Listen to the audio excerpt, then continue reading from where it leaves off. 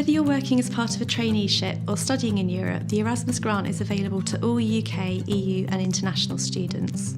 Contributing towards the extra costs encountered from studying or working abroad, the Erasmus Grant isn't means tested and is paid to students in 2 lump sums. Let's take a look at what you need to do in order to receive your first grant payment before going on your work placement abroad. All students are required to take the university's online pre-departure module before they go abroad. Students studying or working in a foreign language are also required to take an online language system (OLS) test. Details will be emailed to relevant students directly.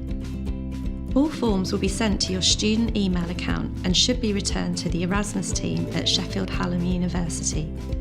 Prioritise your grant agreement. This must be returned as soon as possible and before you start your mobility. The highlighted sections are populated with your data. The duration of your study exchange will impact the grant you receive, so check the dates carefully and email the team if there are any errors. Complete your bank details, date and sign. To confirm your personal details and information about the traineeship, you'll need to complete the learning agreement for placements. Check the pre-populated data in the highlighted sections.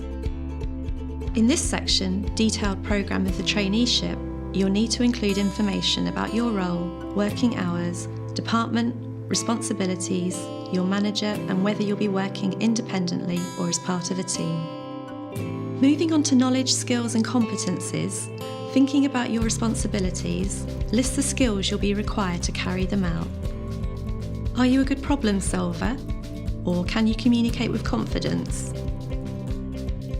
The monitoring plan section will include what you need to do for Sheffield Hallam and your employer, how and when you will be contacted by your tutor, and whether your employer has a formal monitoring plan.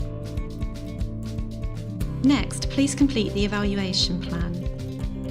Will you have a self-assessment worksheet or a work diary? Will you produce a presentation when returning to your studies? And will you be assessed at work?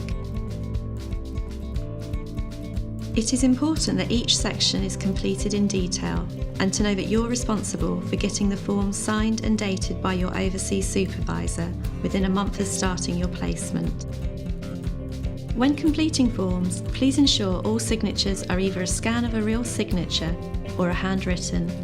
And when returning to the Erasmus team, please scan your documents. Pictures won't be accepted. And if you have any questions about the Erasmus Grant process, please get in touch with the team.